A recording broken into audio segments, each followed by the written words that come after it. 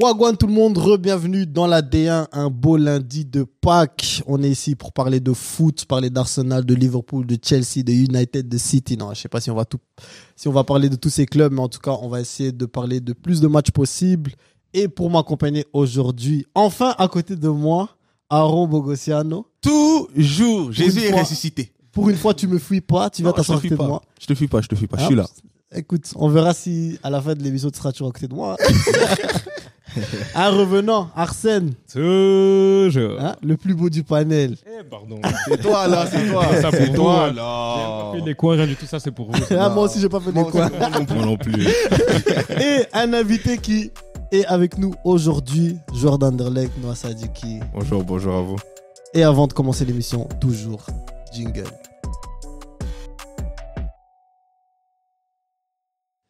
Noah, déjà, bienvenue. Merci. Merci d'être là. Ben, tu as eu match ce week-end, tu as eu entraînement ce matin. Donc la première question, bien sûr, c'est comment vas-tu et comment tu te sens? Moi, je vais bien récupéré. Je me sens à l'aise. Merci de m'avoir invité déjà. Non, normal, c'est la base. Maintenant, quand tu as match les week-ends, parce que tu as joué samedi soir, Ouais. est-ce que ton entraînement du lundi l'a adapté? Parce que je pense que c'est des trucs que les gens, souvent, ils se posent la question. Tu vois, ils voient entraînement tous les jours, il y a match, etc. Ça dépend en fonction de la charge de ton match, on va dire. Chez nous, c'est le système plus que 60 minutes. Ok. Le jour d'après, tu pars en salle, tu récupères, petit bain froid, un peu de muscu et tout. Mais si tu as joué moins, c'est entraînement sur le terrain. Tu reprends la charge du match, on va dire, ce que tu n'as pas joué, quoi. Et est-ce que tu entends encore des trucs du genre, ouais, mais toi, t'es jeune, donc vas-y. Ouais, chaque jour. Hein? C'est le genre de truc que tu vas jamais éviter chaque jour. Les vieux dans le vestiaire. Je me rappelle, l'année passée, on a eu Senna, Miangue. Mhm. Et il expliquait, genre, quand il était à l'Inter, tu vois, il disait, genre, ouais, tu vois, moi, je rentre, j'arrive chez le masseur, je veux un traitement et tout. Et puis, t'as genre les médelles qui rentrent, ils disent, gros, petit, dégage. Tu vois, les Felipe Melo et tout. Ouais, c'est chaud. Hein. Petit, descends, tu vois.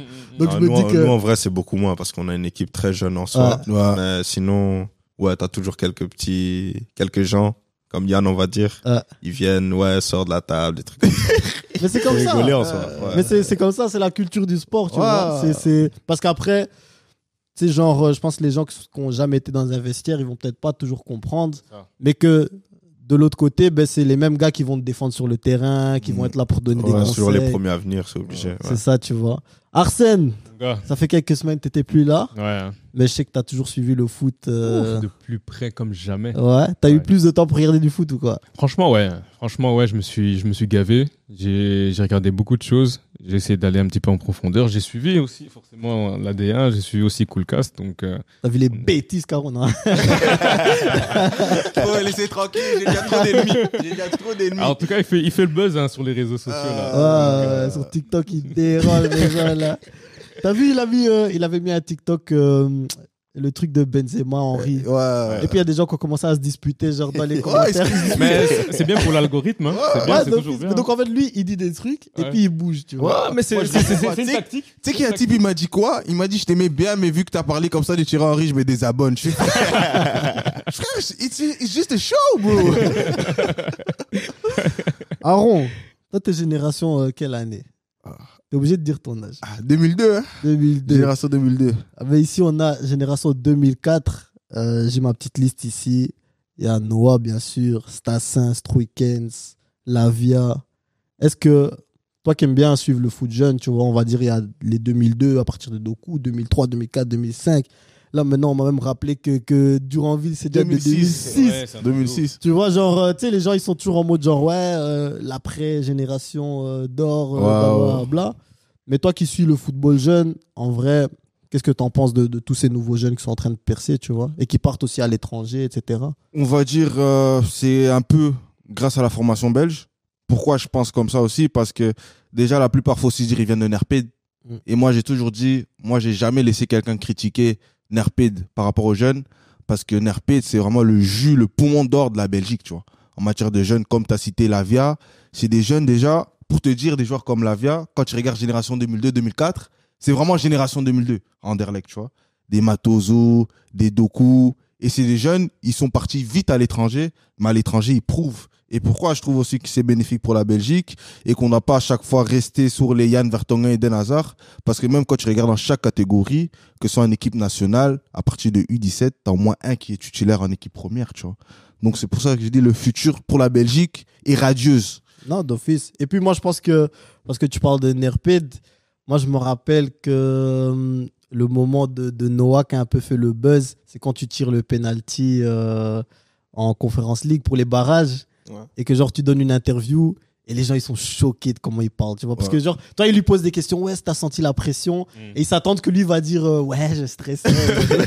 Tu vois, mais ta réponse en fait c'est un peu genre la mentalité Nerped, tu vois, tu dis non, tu vois, nous on joue au foot pour ce genre de moment. Et est-ce que tu trouves que toi, c'est vraiment des trucs que tu as appris à Nerped, genre comment gérer les moments? En fait, à Anderlecht, tu as toujours la pression, même en jeune. Toujours. Depuis que tu es tout petit, tu as la pression parce que tu vas à des tournois, tout le monde t'attend. Tu vois, tu vas à un tournoi, tu vois, même des clubs comme l'Ajax, ils te voient arriver, ils se disent, ah, c'est eux. Ouais. En plus, maintenant, il y a la Future Cup qui est occupée. Ouais. Ils te voient arriver et tu sais que tu as l'écusson sur le blason, tu dois montrer que tu es capable de le garder. Ouais. Et tu n'as pas envie de partir de là aussi. Et en vrai, genre, quand t'es jeune, ça fait pas un peu kiffer, genre ce... Je sais pas, moi, ça me ferait kiffer d'être dans une équipe, justement, où est-ce que tu sais, on nous attend et vas-y, viens, on vient pour gagner. Ça fait du bien. Parce que, en soi, pendant le match, tu vas sentir aussi qu'ils t'attendent, qu'ils te mettent le pied un peu plus fort, qu'ils courent un peu plus pour te battre, parce qu'eux aussi, ils veulent être à ta place quand ils sont petits. Donc, tu dois montrer que c'est toi l'homme qui est à cette place et pas eux. Non, d'office. Mais je pense que l'Anderlecht, ils ont joué aujourd'hui contre l'Ajax en Future Cup. Ils ont perdu 2-0. Mais c'est vrai que, genre, surtout à la Future Cup, c'est genre les gens, ils attendent le Ajax Anderlecht. Ouais. Parce que chaque année, tu vois, même la génération a été Eladj et tout, parce que Eladj, il avait pris meilleur joueur. Meilleur buteur aussi. Meilleur buteur. Mais c'était genre contre Unouvar. Il y a déjà cette petite rivalité, tu vois. Mais moi, je trouve ça kiffant d'avoir des tournois comme ça. Où est-ce que, tu vois, t'as les Chelsea qui descendent. Parce que je me rappelle même, il y a encore. Toi, la génération Mike Trésor, ils étaient partis gifler là-bas avec les Coréennes et tout. Et je trouve ça kiffant, en fait, qu'en vrai, t'as tous les clubs européens qui viennent, mais tout le monde veut voir, genre, Ajax et Anderlecht. Ah ouais, mais ça, c'est indéniable. Hein. Anderlecht, dans l'Europe entière, est connu pour être le club dans les jeunes qui fait peur, tu vois. C'est vraiment l'ogre qui sait bien former ses joueurs du début à la fin et qui en plus s'exporte bien. Donc je pense que c'est bien. En plus, ça fait comme un classico parce que c'est les Pays-Bas, la Belgique, Amsterdam, Bruxelles, tu vois, ça fait un bon clash.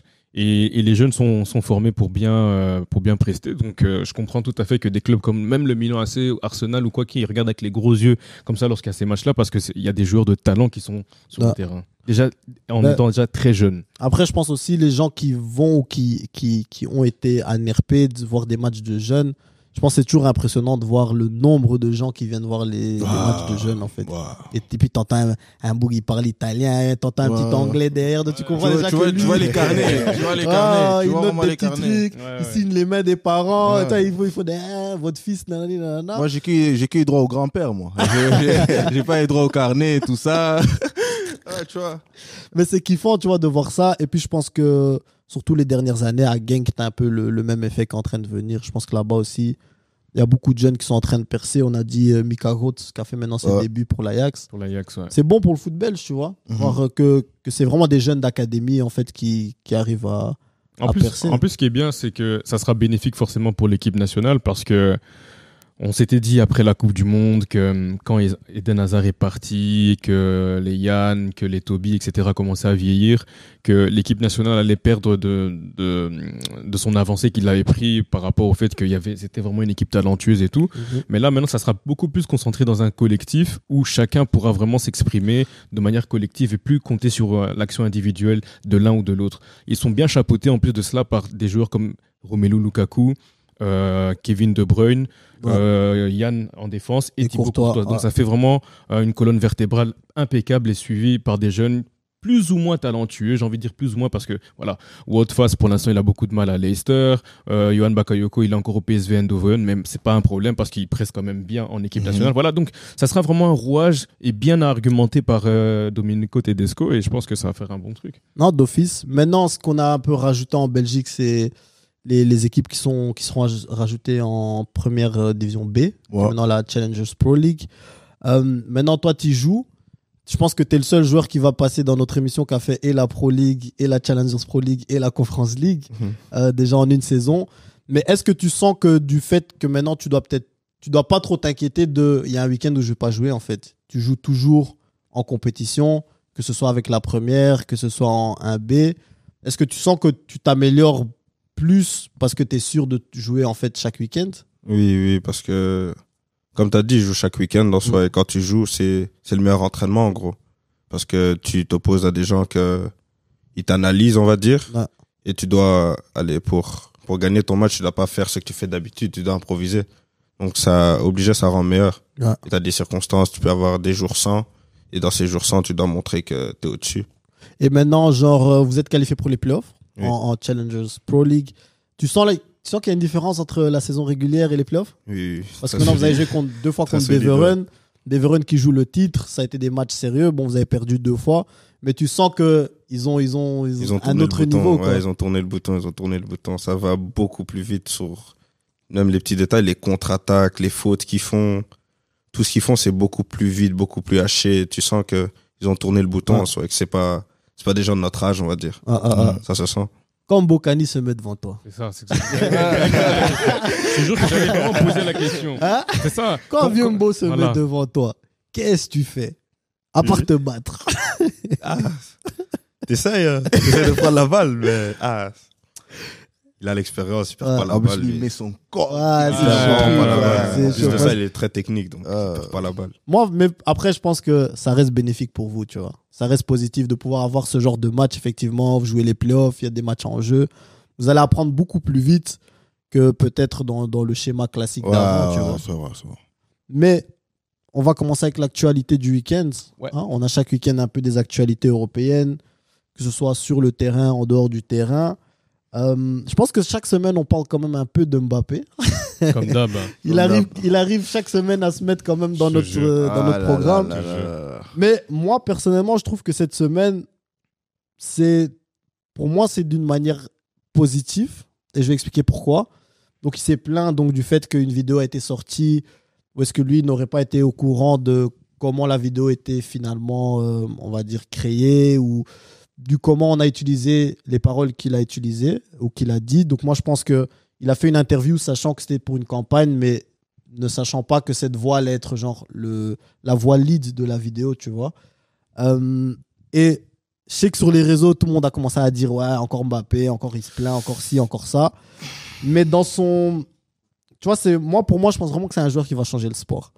Après... Et dans cette optique-là, attends, je finis. Dans cette optique-là, c'est pourquoi je trouve ça positif, parce que c'est un joueur qui se bat pour tu vois, les droits de l'image et des trucs comme ça.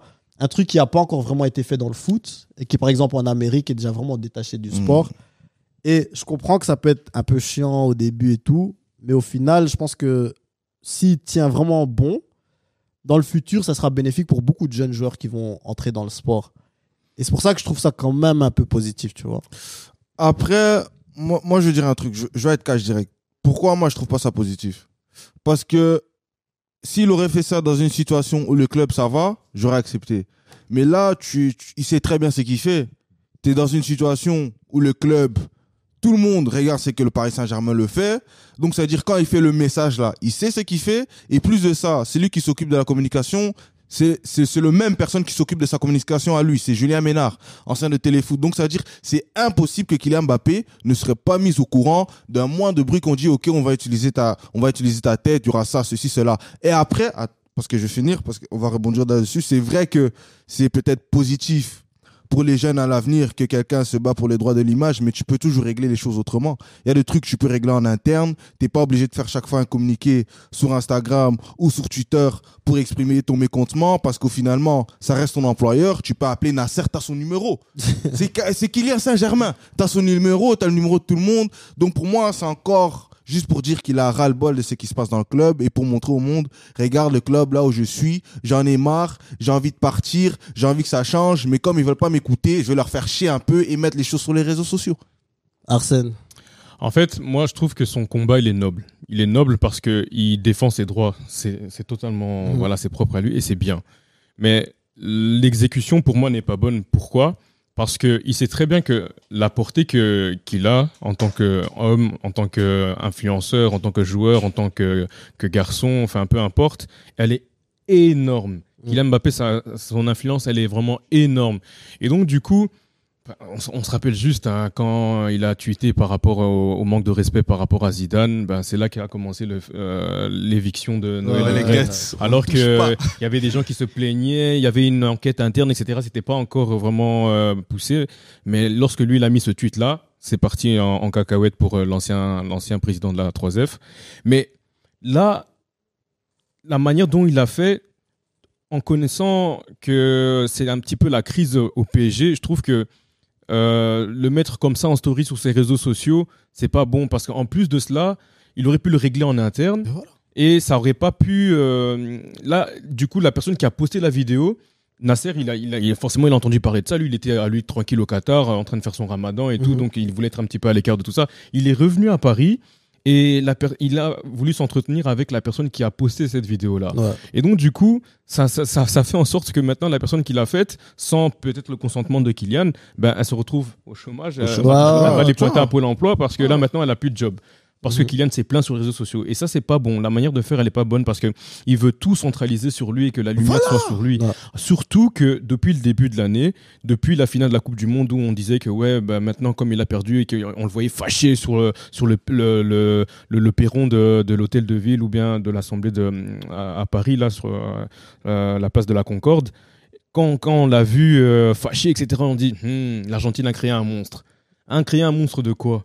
Parce que là, pour l'instant, depuis le début de l'année, Kylian, c'est pas bon. Depuis le début de l'année civile. Sportivement, c'est pas bon.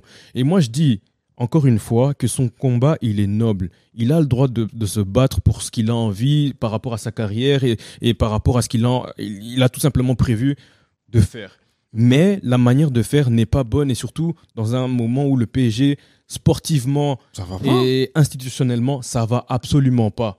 Donc, du coup, moi, je trouve que il doit essayer plutôt de le faire autrement et défendre ses droits d'une autre manière. Mais de cette manière-là, je trouve que c'est pas la meilleure. Noah, je vais pas te demander forcément ton avis sur ce que Mbappé a dit, mais je vais un peu revenir à l'interview que j'ai mentionnée parce que eux deux parlent de communication, tu vois. Et je me dis, toi, en tant que jeune joueur, mais est-ce qu'on te prépare aussi à la communication envers la presse, les interviews et des trucs comme ça ? Ou est-ce que ça a été fait ? Est-ce que ça se fait par le club ? Ou est-ce que c'est ton entourage qui t'en parle un peu ?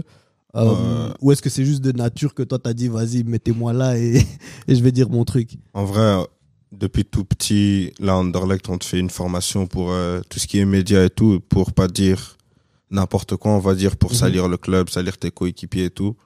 Mais tout en restant le plus honnête possible, on va dire, pour être sans filtre, pour que tout le monde comprenne ce qui se passe aussi, mais sans salir le club ni salir les coéquipiers. Et toi, tu trouves que ça t'a aidé justement d'avoir des conseils ou d'un peu, surtout comme je dis, en tant que jeune joueur, tu vois, parfois... Parce que t'es nouveau, tu sais pas comment ça se passe dans ce monde, donc t'as besoin de conseils par-ci, par-là, à gauche, à droite. Ouais, ça m'a aidé, moi. Et surtout, parce que je pense qu'on se connaît aussi, tu vois, quand t'es jeune, vas-y, tu perds un match, tu descends du terrain. Tu dérives. Le gars, il va te demander, alors, qu'est-ce que tu penses qui s'est passé ? Toi, t'as envie de parler de ton bac gauche, là. C'est comme la vidéo, là, du mec, qui, quand il râle, il dit, oh, il a rien apporté, lui. Qu'est-ce, lui. Putain. Non, je comprends. Quand t'es jeune, c'est chaud. Même pas en communication, juste même les décisions de la vie, des fois, quand t'es jeune, c'est compliqué. Mais c'est pour ça, c'est bien de savoir que, tu vois, ça se fait déjà en jeune, en fait, en club, en interne, de se dire, et peut-être aussi c'est un peu, ça donne aussi pour moi la mentalité d'une formation, parce qu'en fait ils se disent déjà qu'on forme des futurs pros, tu vois, donc on doit déjà les préparer à un jeune âge, parce que c'est presque dire on sait qu'ils vont finir pro, donc on doit déjà les préparer pour ce côté-là, tu vois. Et un de ces champions, vraiment un champion en interview, c'est Vincent Kompany, qui est maintenant devenu, qui est sûr de promouvoir en Première Ligue avec Burnley. Il a fait un travail pour moi incroyable. Qui est arrivé là-bas, je pense aussi, avec peu d'attentes. Je pense pas que les gens s'attendaient vraiment à un résultat immédiat ou direct. Ah oui, non. Même si sur la fin, Anderlecht, il faisait du bon travail. Mais bon, je pense pas qu'en Angleterre, on allait vraiment suivre ce qu'il faisait ici. Donc quand il est arrivé là-bas à Burnley, c'est plus encore le joueur Vincent Kompany qui connaissent encore là-bas en Angleterre. Mais il arrive, il fait ses transferts, il vient chercher ses petits joueurs en Belgique, là, paf, paf, paf. Et directement, il y a eu le jeu. Je pense que c'est ça où est-ce que les gens ont commencé à dire peut-être faut qu'on check Burnley, parce qu'ils amenaient vraiment un foot sérieux. Et là, ils battent Middlesbrough et ils montent en Première Ligue, tu vois. Qu'est-ce qu'on en pense? Après, vas-y. Non, vas-y. Le droit d'Enes. En fait, moi, je trouve que c'est vraiment formidable ce qu'il a fait.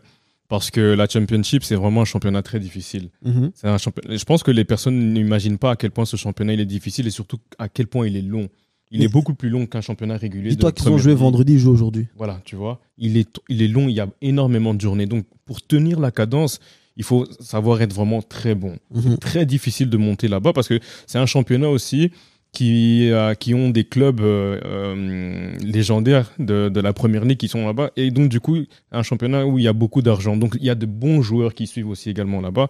Donc, c'est vraiment très, très, très difficile de s'imposer. Mais Kompany, il a réussi à venir avec son identité, sa philosophie et imposer son jeu pour tout simplement faire la différence. Changer l'identité du club aussi. Changer l'identité du club parce qu'on se rappelle, à l'époque, Burnley, c'était avec Sean Dyche. 4-4-2. Sean Dyche, c'était des 4-4-2. Chris Wood, des Tarkowski, des Nick Pope, et l'autre qui est parti aussi à Everton, le gaucher d'ailleurs, il a retrouvé son entraîneur Sean Dyche, le numéro 7 là, McNeil. McNeil, donc c'est vraiment un jeu où c'était kick and rush. Donc tu donnes, tu débordes, tu centres, allez, Chris Wood, des trucs comme ça à chaque fois. Mais maintenant, Kompany, il est venu changer la philosophie de jeu et donc du coup maintenant les gens de Burnley commencent vraiment à s'extasier, à kiffer regarder Burnley. Je pense que on a été énormément de personnes à suivre même le match contre Middlesbrough parce qu'on se disait que c'était le match de la finale pour la montée en Première Ligue, assurer en tout cas les jeunes de Kompany à la montée. Et le match, il était incroyable, il était bien, franchement, il était plaisant à voir. Et en plus, j'ai envie de rajouter un truc, c'est que Kompany, il œuvre pour la Jupiler Pro League. Pourquoi ? Parce que il connaît le championnat et il injecte de l'argent en achetant des joueurs ici en Belgique. Et pour les ramener ensuite en Première Ligue. Donc du coup, à la fois, il injecte de l'argent en Belgique, mais il fait également progresser les jeunes là-bas à Burnley. Et il montre qu'il y a des talents ici. Et donc voilà. Non, clairement. Toi, tu le connais, bien sûr. Tu as fait tes débuts en pro sous Vincent. Déjà, de 1, est-ce que depuis qu'il est parti à Burnley, tu suis un peu ce qu'il fait là-bas ou... Moi, j'ai suivi un peu de loin. Comme tout le monde à Anderlecht, je pense. Regardez le classement, les scores et tout. Et franchement, ce qu'il a fait, c'est épatant. Ouais, moi, je pense que tout le monde est impressionné. Je sais pas si toi, tu voyais un peu... Parce que je pense que ce qui est bien, c'est que en ayant cette saison là-bas, il a un peu peut-être montré ce qu'il a pas réussi à... Ce qu'il voulait faire ici, il a peut-être pas complètement pu le montrer. Mais vous qui vous êtes entraîné sous lui, est-ce que tu voyais vraiment que c'est ce qu'il voulait amener, tu vois, du beau foot, offensif Vraiment, chaque jour, on faisait ça. C'était vraiment... Si je peux le dire, un obsédé de son truc, en fait. Quand il avait une idée en tête, il voulait que ça marche jusqu'à le faire 3 fois par jour. Donc, je suis vraiment content pour son boulot. Ça a marché. Que du bonheur pour lui. Non, de ouf. En plus, je pense que c'est bien que tu dis, tu vois, c'était un obsédé de ça parce que lui-même se décrit comme ça. Et je pense que les gens qui travaillent avec lui le décrivent aussi comme ça, comme quelqu'un qui est vraiment obsédé par le boulot et tu sais, qui peut rester au bureau jusqu'à telle heure. 4 heures du matin, et s'il pouvait tout faire lui-même, je pense qu'il ferait tout lui-même. Mais je pense qu'il a compris que voilà, il a besoin de ses analyses, il a besoin de ses T2, etc. Mais toi, maintenant, Aaron, j'ai envie de te demander, genre, est-ce qu'on voyait cette transition? Parce qu'au final, il a que 37 ans, tu vois. Et c'est vrai que souvent, quand un grand joueur devient rapidement entraîneur, on se pose toujours la question... Tu vois, déjà, est-ce que la relation joueur-entraîneur, elle va être comment? Tu vois, tu as des gens qui sont peut-être un peu plus proches de son âge. Mais aussi, genre, l'ego d'un joueur de foot. Tu vois, un joueur de foot, tant qu'il pense qu'il peut jouer, il veut jouer. Et dès que c'est fini, genre, il va t'expliquer un truc, mais c'est mi-coach, je sais comment le faire. Zidane, il disait ça aussi. Et est-ce que toi, tu voyais cette transition pour Vincent ou t'en penses quoi? Je veux dire la vérité, par rapport à Anderlecht ou Burnley? Burnley, juste en tant que coach. Parce que je pense que maintenant, on a vraiment vu imprimer son idée comme il voulait. Je sais que je voulais même dire tout à l'heure, quand il est arrivé à Burnley, avec le résultat qu'il faisait à Anderlecht, je ne m'attendais pas qu'il allait faire ça. Surtout quand il a pris des joueurs de Jupiler Pro League. Benson, je savais déjà, il savait jouer.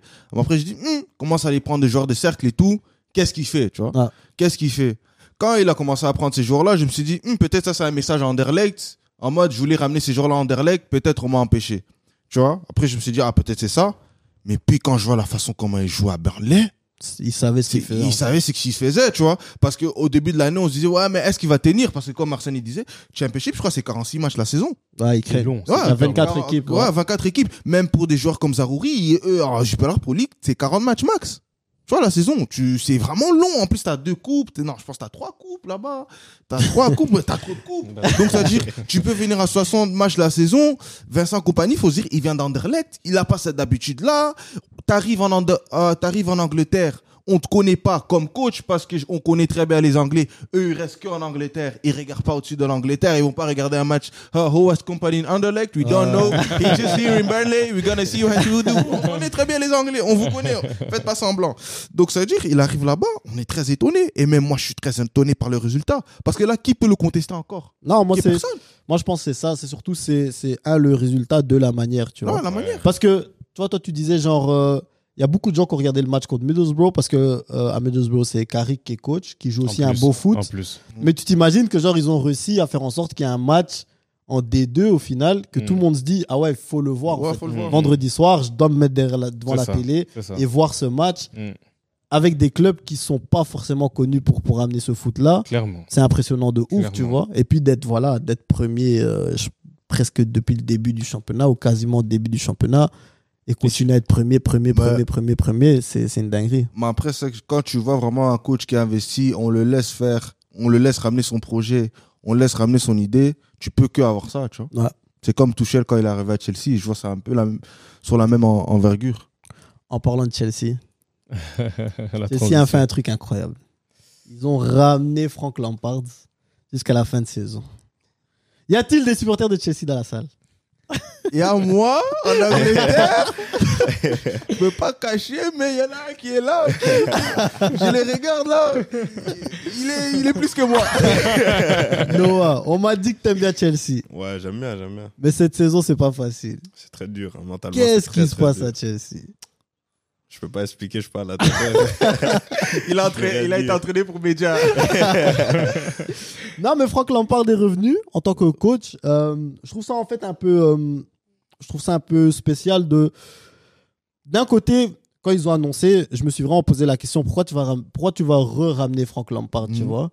Mais vu que c'est une option, en fait, ils veulent un coach jusqu'à la fin de la saison. Quelque part, j'ai compris la logique de ramener un gars le sang qui coule dans son corps C'est blues. Les et Blues. Chelsea, tu vois. Mm. Et quelque part, je comprends cette idée de se dire, on va ramener un gars jusqu'à la fin de saison dont on sait qu'il voudra vraiment être là, en fait. Tu vois ce que je veux dire? Ouais. Parce qu'au final, c'est Frank Lampard, tu vois. Lui, Terry, c'était les capitaines du club, tout ça.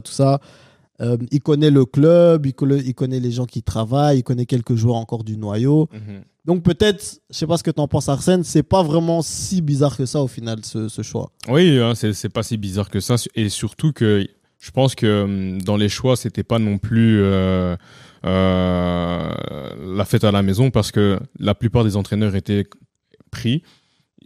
S'ils voulaient un retour de Thomas Tuchel était parti au Bayern.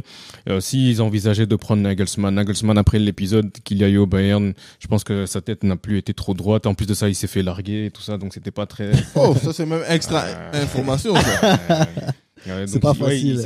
Il s'est séparé Non, c'est vrai, il s'est séparé de sa femme, donc c'était vraiment pas facile, tu vois. Et donc, du coup, je pense qu'il avait besoin de temps pour prendre un petit peu sur lui. Et Zidane, il viendra pas comme ça. Et José Mourinho, il est à la Roma, donc c'était difficile.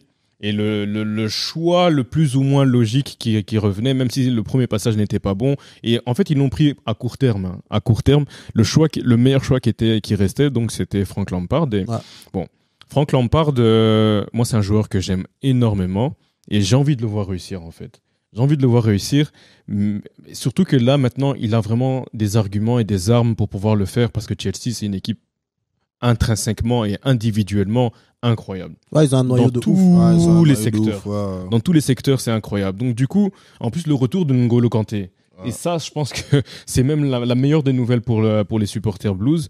Mais à voir maintenant comment est-ce que la mayonnaise va prendre. Mais là, le match, il y a mercredi contre le Real Madrid.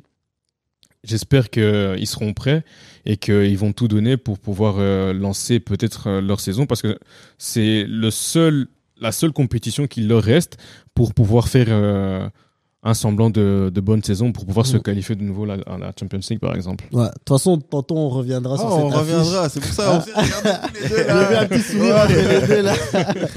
Mais ce que je voulais demander encore à Noah, c'est, tu vois, maintenant, tu as fait tes débuts en pro sous compagnie. Depuis, tu as déjà eu quelques changements de coach. Est-ce que toi, tu vois, en tant que jeune joueur, quand il y a un nouveau coach qui arrive, est-ce que tu dois te réadapter? Est-ce que tu dois un peu réfléchir à, OK, le nouveau coach, peut-être que je le connais pas vraiment? Ou qu'est-ce qui se passe un peu dans ta tête? Ou est-ce que tu dis, écoute, moi, je reste juste focus sur mon travail, ça m'affecte pas trop? Tu pars du principe que le nouveau coach, il te connaît pas en soi. Ouais. Et tu dois lui montrer dès la préparation, ou s'il vient en hiver, dès les premiers entraînements, que tu es prêt à jouer. Mhm. Et j'ai combien de coachs? 3, 4. Et à chaque fois, à l'entraînement, tu dois donner le meilleur toi-même pour qu'ils te choisissent en soi. Tu dois être le meilleur. Maintenant, quand on parle de Lampard à Chelsea, je pense que, comme Arsène a dit, tu vois, tu peux quand même voir que c'est une décision logique, en fait, au final. Parce que c'est une décision à court terme. Et je pense que maintenant, c'est mieux pour Chelsea du fait qu'ils vont prendre le temps, en fait. Prendre le temps de vraiment choisir le prochain coach, de lui laisser sûrement enfin un été où il peut se préparer, tu vois, avec le nouveau dirigeant, qui peuvent peut-être vraiment définir une stratégie de voilà ce qu'on veut faire, voilà la direction qu'on veut prendre. Parce que comme Arsène a dit, le noyau, il est incroyable. C'est trop. Le truc à Chelsea, c'est que en fait, c'est même pas compréhensible comment ils sont arrivés là. Tu vois, c'est pour ça, moi, j'aime pas Todd. Mhm. C'est pour ça, parce que c'est vraiment à cause de lui que ça en est arrivé là. Parce que quand tu as un noyau comme ça, tu dois jouer même le titre. En première ligue, le noyau, ça se tape avec City, tu vois. Et maintenant, là, qu'ils ont pris Frank Lampard, tu sais que moi, j'aime pas trop Frank Lampard en tant que coach, mais en court terme, je trouve que c'est une bonne idée. Peut-être il y en a qui vont dire, ouais, mais comment ça se fait que toi, tu penses comme ça? Parce que comme Arsène, il a dit, c'est à court terme. C'est quelqu'un, il pue Chelsea. Il aime Chelsea, il va jamais trahir Chelsea, il va toujours tout donner pour Chelsea. Et peut-être Chelsea avait besoin d'un coach comme ça, qu'on sait qu'à court terme, il va tout donner pour que l'équipe réussisse parce que c'est son club de cœur. Tu vois. Le match du week-end. Je regarde Aaron en premier, parce qu'il n'est pas supporter d'Arsenal, il n'est pas supporter de Liverpool, mais s'il y a quelqu'un qui a parlé pendant ce match, c'est moi. C'était Aaron. Qu'est-ce qui s'est passé par ton corps, par ton cœur, par ta tête en regardant ce match? En fait, moi, je me suis réveillé un beau matin, je me suis dit, j'aime plus Arsenal. J'aime pas Arsenal, je déteste Arsenal. Je sais pas comment ça se fait. J'ai toujours été pour Chelsea en Angleterre, mais depuis qu'ils ont promis, il y a un truc en moi, peut-être tellement que j'ai gagné des titres avec Chelsea, Real, j'aime pas voir les petits commencer à dépasser les grands, tu vois, à dépasser les grands. Donc j'ai ces trucs en moi, Arsenal peut pas être champion. Donc ça veut dire, je regarde le match, début de première mi-temps, déjà, il y a 2 erreurs là de Van Dijk, faut qu'on en parle. Défensivement, et Robertson, là, c'était catastrophe. Déjà, le premier goal déjà qu'ils ont encaissé, le goal de Martinelli, normalement, ça peut pas être goal. Parce qu'il passe à travers les défenseurs d'abord. Van Dijk, il fait un contrôle. Je sais pas d'où ça vient. Il donne un passe vers l'intérieur. Or que moi, qui a jamais joué, j'ai joué dans des bons clubs, mais on m'a appris en U13. Quand j'ai joué régionaux à Ninove, à Aaron, moi qui étais back, quand tu es défenseur, tu donnes jamais de passe à l'intérieur. Même toi, t'as appris ça, non? Bien sûr, Même ouais. U8. Tu vois, quand t'es sous pression. Lui, j'ai pas compris. La balle est arrivée. Il a donné passe vers l'intérieur. Ça, c'est quand t'es trop bon. Quand t'es trop bon, t'oublies les règles. Ouais, tu vois. Donc, je me suis dit, bon, ok. Et puis, je voyais que Saka, il commençait à faire des centres. Je me suis dit, bon, ils vont pas marquer. Puis, deuxième fois, encore sur un coup de centre. Encore qui est là encore? Le même, Virgil van Dijk. Virgil van Dijk, et je pense derrière lui, c'était Robertson. Et entre les deux, c'est Jesus qui passe. Donc, je me dis qu'à un moment donné, tu dois surveiller les lignes. Donc, c'est des erreurs d'inattention, c'est des erreurs manque de concentration. Peut-être il a pas assez dormi, comme dit mon père. Mais c'est des trucs que normalement, ça peut pas passer, tu vois. Donc, vraiment, la première mi-temps, après, j'ai laissé parler les autres. Sinon, je peux même parler pendant 20 minutes parce que ce match-là, ça m'a vraiment énervé. Liverpool, c'était catastrophique. Arsène, et puis il y a la deuxième mi-temps. Et puis il y a la deuxième mi-temps et on sent que, en fait, c'est parti du chambrage de Xhaka sur le côté là. Et ça a galvanisé Anfield. Et Anfield, faut pas les galvaniser. Non. Le public est là. Le public est présent et chaud, ça fait qu'ils jouent même à 12, 13, 14, tellement la pression elle est forte. En plus, vois. tu sens aussi que quand ils sont sortis du vestiaire, qu'il C'était y a pas eu, le- ouais, il y a eu un ouais, petit ouais. message en mode quand Xhaka passe, genre mettez-lui un bon coup. Parce que tu vois, Ah, tu Konaté l'a mis un tacle. Ouais. Tu vois, quand j'ai vu le tacle, j'ai pensé à ma cheville. J'ai dit, Ouais. aïe, T'as vu assistez-moi. Voilà, c'est ça, tu vois. Et Arsenal commençait à jouer dans la suffisance. Et l'erreur d'Arteta, c'est que à 8 minutes de la fin, il passe à une défense à 5 en enlevant Odegaard pour mettre Kivior. Ouais. Mais Kivior, en fait, ouais, c'est bon, ça peut être un bon joueur dans son registre, peu importe.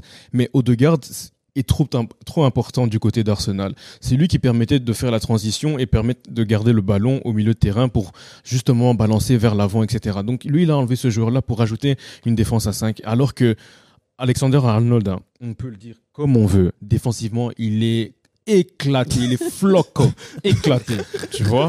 Mais offensivement, en fait, Il moi, est trop pour moi, fort. ce type, Ouais. il peut, en fait, il doit jouer en tant que milieu intérieur et jouer relayeur, ou soit ailier, mais pas défenseur. Parce que sa patte droite, là, elle est incroyable. Et moi, c'est ça, en fait, qui me. Obligé, il fait des erreurs défensives, tu vois. Mais à un moment donné, il y a beaucoup d'erreurs qu'il fait à cause de ce qu'on lui demande, en fait. Ouais. Parce que tu peux pas demander à quelqu'un, tu peux pas lui demander, joue au milieu de terrain, fais le jeu, donne des longs ballons, mais quand Martinelli part, rattrape-le. C'est vrai Ouais, aussi. C'est pas humain. Non, c'est vrai pas aussi. Et humain, pour ouais. donner l'exemple, City qui joue maintenant avec un 3-2 avec John Stones, Oui. John Stones Oui. qui rentre dans l'axe. Ouais, ouais, ouais. Là, Guardiola a dit en interview, il a dit, je demande pas à Walker de faire la même chose parce qu'il sait pas le faire. Et c'est important aussi de se dire que tu dois faire ça avec des joueurs qui sont capables de le faire. Et Arnold, c'est le bon exemple. Il est très capable de venir au milieu de terrain et jouer comme un entrejeu. Et il fait ça Excellent. vraiment exceptionnellement. Mais il peut pas après revenir encore jouer en back. En plus, quand tu joues en back, c'est déjà une chose. Mais jouer en Première Ligue, Bah, alors que chaque semaine, tu tombes contre des Martinelli. En plus, Tu tombes contre des trucs comme ça, tu vois. Mhm. Mais c'est vrai que toi, c'est ta position, parce que je vois tout le monde qui dit, ouais, c'est sa position. Mais quand tu regardes, toi, par exemple, Liverpool-Arsenal, on va dire, à ce moment-là, tu es supporter neutre, tu regardes juste un bon match de foot. Mais est-ce que tu regardes, par exemple, un joueur comme Arnold, qui doit jouer ces deux rôles, et est-ce que tu l'analyses un peu, ou est-ce que tu regardes juste le match en globalité? Ouais, je regarde en vrai toutes les positions où je peux jouer possiblement, on va dire. Et moi, j'ai un coup de cœur à Liverpool, c'est Thiago quand il est rentré. Ah non, Voilà, Thiago les quand il est yeux sur là. lui. Non, franchement, chaque touche de balle, dès qu'il a, j'apprécie et tout. Mais ouais, un joueur comme Arnold, c'est la classe mondiale quand même, malgré tout ce qu'on peut dire sur sa défense. C'est Mhm. une bonne patte droite, les centres, tout. Il Ouais. est toujours présent, il fait un assist même. Donc, on va dire que, au vu de ce qu'il fait défensivement, il compense tout en étant bon offensivement, on va dire. Mais est-ce que tu comprends, excuse-moi, hein, mais est-ce que tu comprends, par exemple, parce que souvent aussi, il faut pas oublier, les avis des gens sont des gens qui sont pas sur le terrain, tu vois. Ouais. Mais est-ce que, par exemple, toi, quand tu vois son rôle, tu peux t'imaginer que, ouais, c'est vrai que si je dois être au milieu de terrain à distribuer, et puis je dois revenir en back, et je dois défendre des 1 contre 1, des trucs comme ça, qu'à un moment, c'est Ouais, un des rôle fois, compliqué, ça en peut fait. être trop, on va dire. Dans la tête, c'est, maintenant je dois rentrer au milieu, après, 2 secondes après, tu vois une contre-attaque, Martinelli va vite, tu dois courir derrière lui. Mm. C'est chaud mentalement. Surtout en première ligue, il y a des joueurs là-bas, là. Mais c'est ça, c'est que, tu t'imagines, mais tu t'imagines, tu joues ce rôle. Ouais. Tu tombes contre Martinelli. Semaine prochaine, tu tombes contre Mitoma. Semaine Ouais. d'après, tu tombes contre Zaha. Non, c'est Semaine chaud, d'après, tu c'est tombes contre chaud. Moudric. C'est Semaine chaud. d'après, tu tombes contre Grealish. C'est Mais à un chaud, moment donné, c'est c'est chaud. chaud. à chaque c'est fois. beaucoup. Mentalement, C'est ça peut. beaucoup. tu Et peux ayez même pitié du avoir- garçon. Ouais. En plus, faut pas oublier que t'as le malheur que le mercredi, tu tombes contre Vinicius en Champions League. Mais c'est Non. compliqué, tu vois. Marcel, tu voulais dire quelque chose, je t'ai Ouais, non, moi en interrompu. fait, c'était pour Noah. Est-ce qu'il y a un joueur en particulier, en première ligue ou peu importe, qui t'inspire par rapport à ton jeu et qui tu te dis que ça m'inspire bien pour que je puisse m'améliorer? Je sais pas, moi je prends par exemple la patte droite d'Alexander Arnold, la manière de défendre de Kyle Walker dans ses foulées, dans sa course, dans sa puissance. Est-ce que il y a un truc qui t'inspire dans tout ça? Moi, quand j'étais petit, j'étais vraiment Barcelone 2011 et tout. Je regardais beaucoup et franchement, au-delà. Toi, tu aimes le foot, toi. Ouais, t'inquiète, Ah, t'inquiète. lui, il aime le Je foot. suis savais pas- qu'il allait pas je suis dire pas comme Carvajal. Aaron, je suis pas comme Aaron. Lui, ah. Mais au-delà de tout ce qu'on voyait, Messi et tout, moi, ce que je voyais aussi, c'était Andrés Iniesta. Parce que t'avais l'impression, même s'il perdait la balle, il l'avait pas perdu en soi. C'est ça. Et même Xavi à côté, et même juste derrière Sergio Busquets, que je trouve trop sous-côté, on va dire. Ouais. Pas de perte de balle, il voit tout avant tout le monde. Ça joue en une touche, je suis même pas obligé de dribbler quelqu'un. Est-ce que de quel type d'arrière droit tu te considères? Parce que maintenant, à la limite, au niveau des backs, on demande d'être quasiment des ailiers, tu vois. C'est plus les arrières droits à l'ancienne, où il fallait bétonner derrière et respecter les consignes comme tel on l'a dit. Mais toi, tu te considères comme étant un arrière droit moderne ou bien de l'ancienne école? Non, assez moderne parce que je monte beaucoup, on va dire. Je peux faire toute ma ligne et en soi, si je vois que la ligne s'est bloquée, je peux aussi rentrer au milieu pour créer un surnombre. Donc, je suis assez moderne, on va dire. Donc, Ben, du coup, ouais. C'est vrai que, parce que tu dis, tu peux entrer au milieu. Moi, j'ai vu les images du match contre Beveren. Parce que le premier goal tombe comme ça, en fait. T'es dans l'axe, tu donnes une passe, et puis il y a l'assist qui tombe, c'est 1-0. Beveren, j'ai joué milieu de terrain. Ouais, Mais c'est ce que les gens. En fait, ça rejoint un petit peu le style d'arrière gauche et droit moderne, dans le sens où on voit de plus en plus qu'il participe plus dans le milieu de terrain, comme Zinchenko par exemple, tu vois. Mais qui sont des milieux de terrain de formation. C'est ça qui est impressionnant. Ouais. Mais genre, c'est pas compliqué de faire ce clic, de se dire un match je joue là, un match je joue là, un match je joue là. Ou est-ce qu'aussi tu penses que dans la formation, on vous a aidé à déjà C'est jouer plutôt plusieurs la formation positions? qui m'a aidé en soi parce que j'ai joué vraiment quasiment à tous les postes, on va dire. Et en soi, maintenant, tu vas me dire rentre défenseur central. Tout le monde va dire la taille, mais tu compenses ça autrement. On va me dire rentre en 10, rentre en 11. Il n'y a pas de souci en soi. C'est kiffant, là. À notre époque, un bac, c'était un bac. Moi, j'étais un vrai bac. Hein. Mais pour revenir sur Liverpool-Arsenal, je pense que en termes de spectacle, c'était incroyable. Il y a un joueur dont j'ai envie de parler, parce qu'on le fait jamais assez, c'est Ramsdale. Ramsdale, il a fait un match incroyable. Sort. Incroyable. Il m'a fatigué. Je sais pas comment il n'est pas premier gardien en Angleterre, je comprends pas. Mais ce qu'il a sorti là, surtout sur la frappe de Salah. Ouais, Salah. Ah, j'étais à côté de ma daronne. Je regardais avec ma daronne. J'ai fait. Et puis 2 minutes après, il fait l'arrêt sur Konaté. C'est incroyable. Mais est-ce que c'est pas. Je pense que Lille a déjà fait le switch. Cette année, je joue le titre ou rien. Mais moi, franchement, si Arsenal gagne le titre, et je trouve même pas que cette saison, hein, mais Ramsdale, pour moi, depuis qu'il est arrivé, son impact, il est énorme. Ouais, il est énorme. Parce qu'il a vraiment gagné des points pour Arsenal. Même quand Arsenal, au début, avec Arteta, il galérait et tout, il a gagné des points comme pas possible.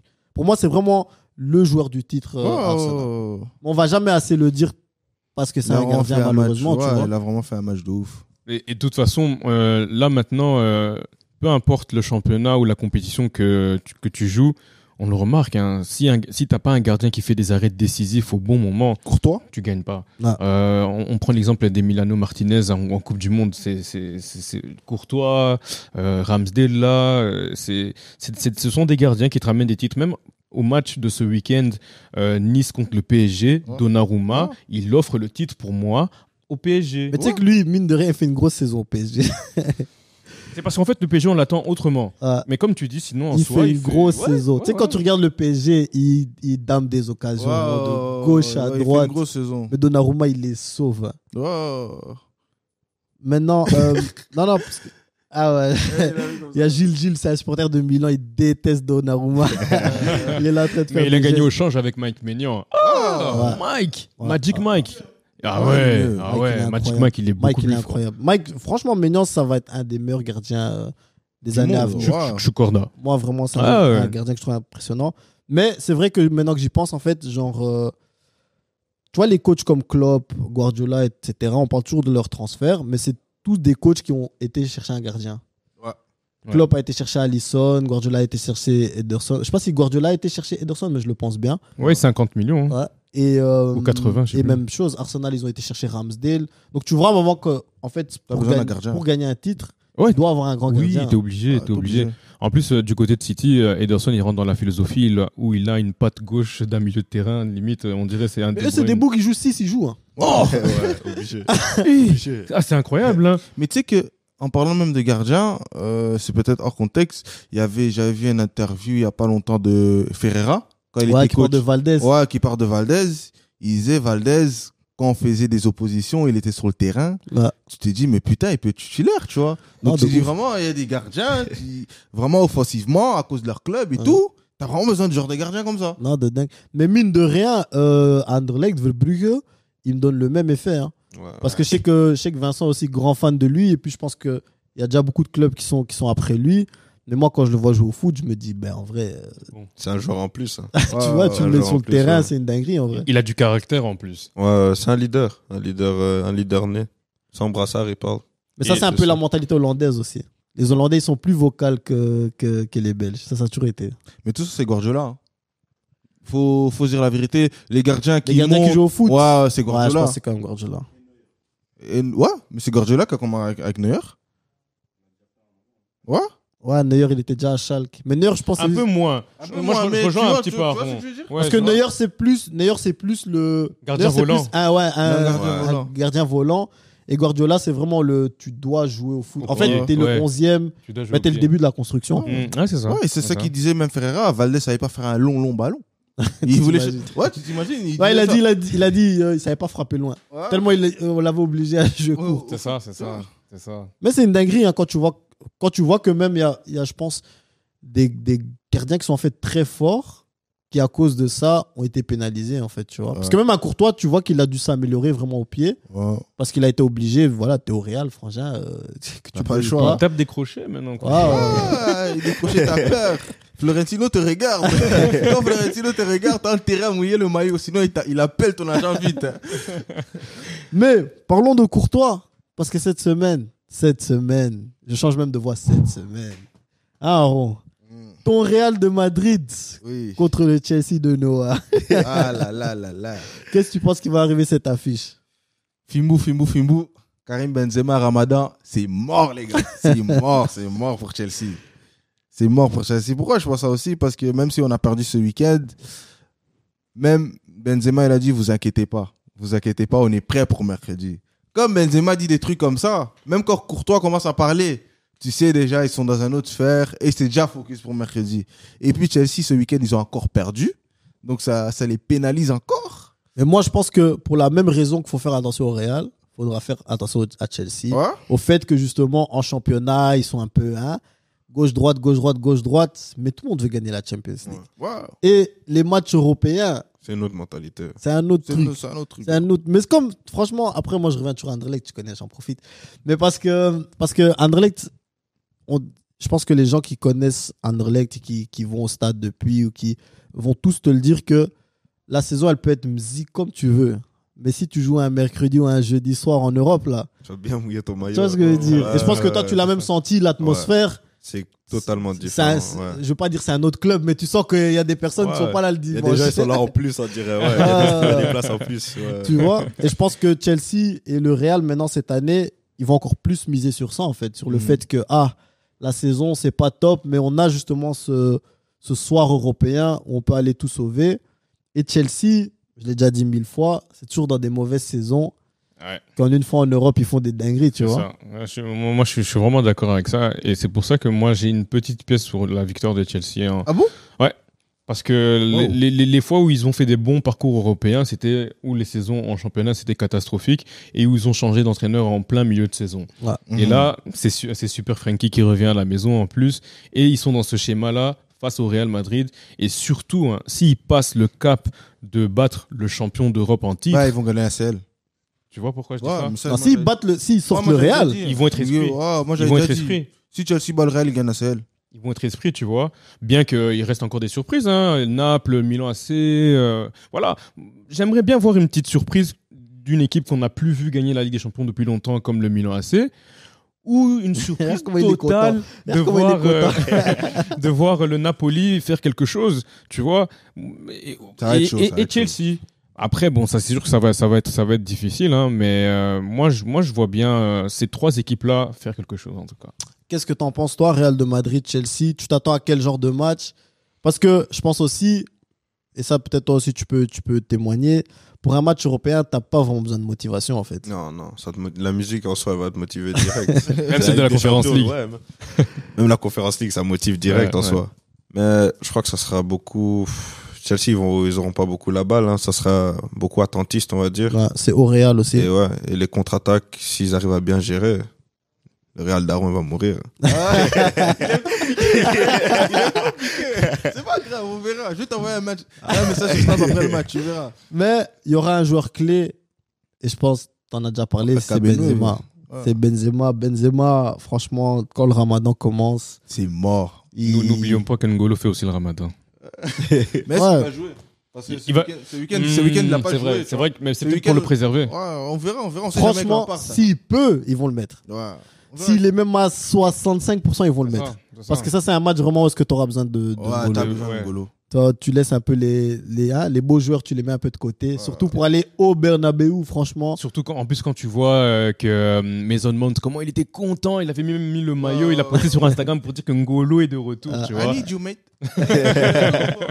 Mais je pense que pour des joueurs offensifs, un joueur comme ça, ça vaut plus que de l'or. Hein. Pourquoi Ouais. Parce que tu sais que voilà, moi, je vais devoir, allez, je vais créer, je vais faire mes actions. Mais je pense que tu oses plus, sachant que voilà, quand je vais une fois perdre une balle, il y a mon gars derrière qui récupère, tu vois. Bah, par exemple, comme pour Noah, lui qui joue arrière droit par exemple, ça c'est le genre de joueur sur lequel tu te dis tu peux monter tranquille parce que tu sais que derrière il va toujours couvrir par exemple. Ouais. En plus de ça, lui c'est quelqu'un qui n'a pas peur des efforts et qui va à chaque fois faire compenser et tout.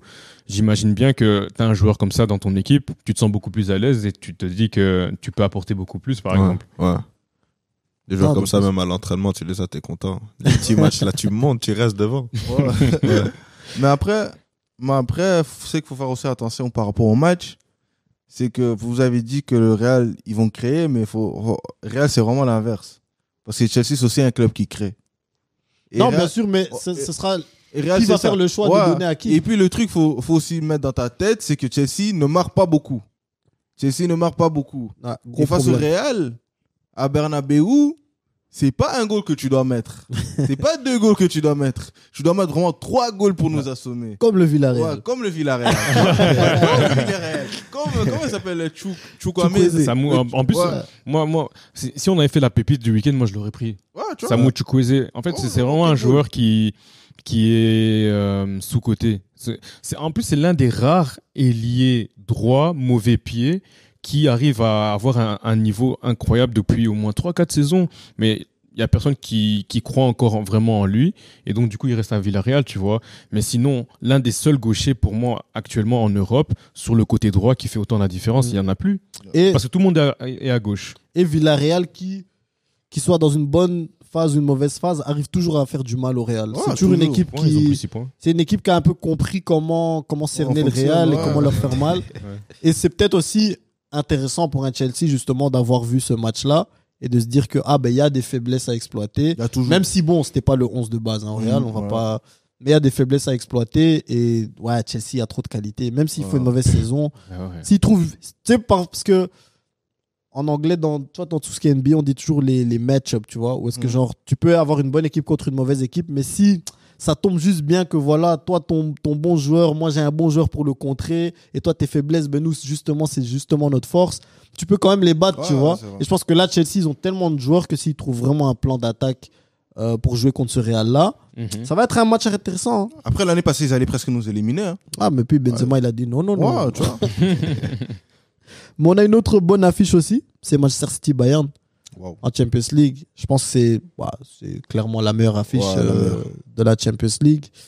Qu'est-ce qu'on pense? Parce que on retrouve Guardiola contre Tuchel.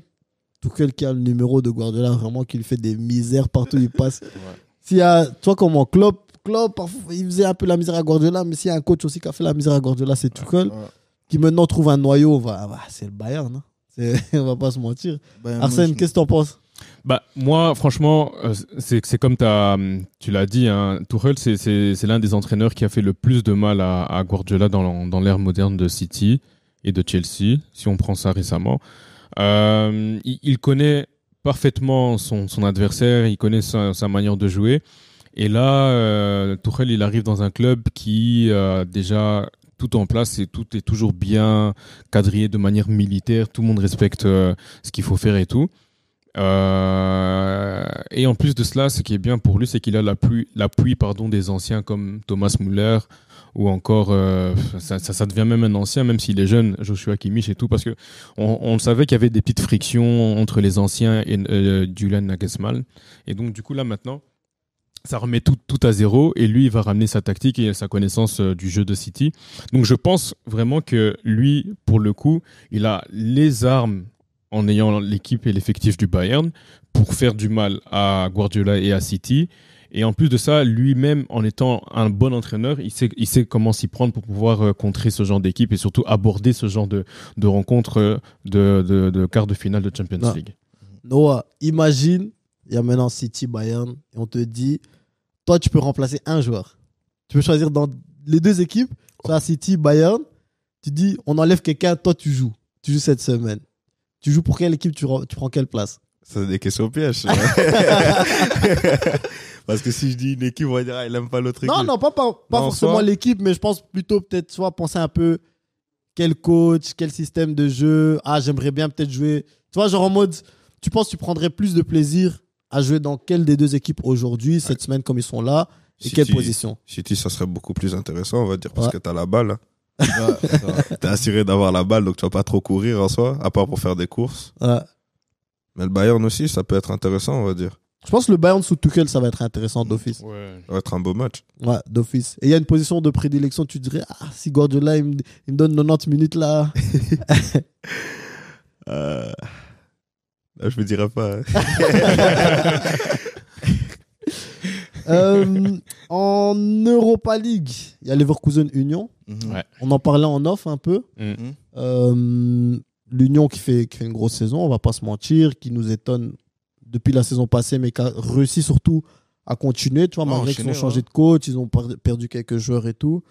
Mais Arsène, tu disais, tu crains que peut-être Leverkusen, ça va être le match de trop. Ouais, parce que Xabi Alonso, pour l'instant, en Europe, c'est l'un des coachs pour moi qui m'impressionne le plus parce que c'est le coach qui arrive à imprégner son jeu dans son équipe. Et on voit à quel point Leverkusen joue bien. Et en plus, ils n'ont pas énormément de blessés, si je me rappelle bien. Et au vu du changement et du choc électrique que ça a fait dans la tête des joueurs et de Xabi Alonso, la victoire contre Monaco en Europa League, donc au tour suivant ou 2 tours avant, je sais plus. Ça a fait la différence et ça a créé un électrochoc qui fait que maintenant, les Leverkusen, ils sont dans une dynamique positive. Ils veulent abattre à chaque fois chaque équipe contre qui ils tombent. Et jouer l'Union, c'est une équipe qui va être là. Déjà, ils se disent que de base, on ne devait pas être là. Ça ne fait pas partie de nos calculs. On se retrouve en quart de finale de Europa League, dans la deuxième meilleure compétition européenne des clubs. Voilà, on va prendre ce qu'il y a à prendre. Mais eux, de l'autre côté, ils sont là pour gagner parce qu'ils veulent aller jusqu'au bout, parce qu'ils savent qu'ils ont l'effectif, ils ont entre guillemets le coach. Je ne parle pas mal de Karl Kehrs. Non, c'est pas du tout ça. Mais c'est juste que la dynamique dans laquelle le club allemand est, elle est totalement dans une autre sphère par rapport au club belge. Mais pour autant, moi, en tant que Bruxellois, moi, je serais trop content que l'Union passe, tu vois. Mais pour moi, ça sera vraiment une marche un petit peu trop difficile pour le tour qui arrive. Après, moi, je suis pas tout à fait d'accord avec toi. Parce que l'Union, le déclic où je me suis dit, ils vont peut-être se qualifier encore pour la demi, c'est quand ils ont battu l'Union Berlin. L'Union Berlin, cette année, c'est top 3. Ouais. Ils jouaient le titre. Et l'Union, en Europa League, ils jouent comme s'ils veulent aussi gagner l'Europa League, tu vois. Ils n'ont pas joué en mode on est les petits frères, parce que même en groupe, ils avaient quand même un groupe dur, l'Union, tu vois. Il n'y avait pas un groupe facile. Donc, c'est-à-dire, pour moi, ils ont réussi à trouver, c'est surtout ça, en fait, réussir à combiner championnat, Europa League. Et pour moi, l'Union le fait bien. Donc, je me dis, pourquoi ils vont arriver face à Bayer Leverkusen? Ils vont se dire, mais c'est déjà assez. Or qu'ils ont éliminé une équipe qui est supérieure par rapport à Bayer Leverkusen cette année, tu vois. Donc, pour moi encore, ils peuvent faire cet exploit-là. Et j'ai foi vraiment cette équipe qui vont se mouiller le maillot pour se qualifier. Mais je pense que ce qui est intéressant aussi, c'est que, tu vois, comme tu dis, Leverkusen, tu lis le nom, tu vois le nom sur papier et tu penses directement, c'est Leverkusen. Mais en vrai, sur papier, en ce moment, c'est Berlin. Berlin fait une meilleure saison que Leverkusen, tu vois. Et je pense que c'est un truc que Anderlecht, par exemple, a montré contre Villarreal. Un peu la même chose de tu dois croire en toi, en fait. Tu peux pas juste voir l'affiche et dire, ah, c'est Villarreal, c'est ce nom-là, on va pas passer. Mais qu'est-ce que, genre, pour toi ou pour le groupe, tu trouves que la Conference League a fait pour le groupe cette année? Est-ce que tu sens que vraiment ça vous a donné un boost, le fait de se qualifier à chaque fois, etc., pour ramener ça en championnat? Ouais, en soi, parce que on va dire qu'en Conference League, personne nous attendait où on est là maintenant.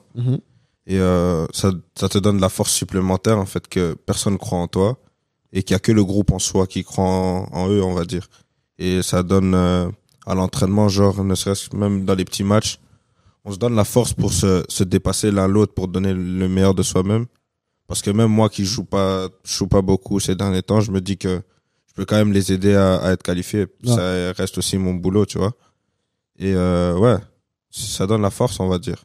Et ça, est-ce que c'est aussi un travail mental de justement, comme tu dis, dire, ben voilà, tu sais, tu vas pas forcément toujours jouer, mais tu dois toujours être prêt parce que tu es déjà entré en jeu, tu as déjà fait des demi-heures aussi, des trucs comme ça. Est-ce que c'est un travail mental que tu dois faire de dire, voilà, je dois toujours être prêt, je dois toujours m'entraîner d'une certaine manière, etc. Ouais, c'est mental, parce que si t'es pas prêt et qu'on te lance dans le bain, ça va se voir directement. Ah, surtout tu vas Anderlecht. Ouais. Tu vas pénaliser tout un travail de l'équipe au fil des mois, et ça, on va voir que toi. C'est ça le problème. Donc tu dois être prêt. Non, clairement. Ben, Anderlecht joue contre la Z en Conference League. Ouais. Un chouette match.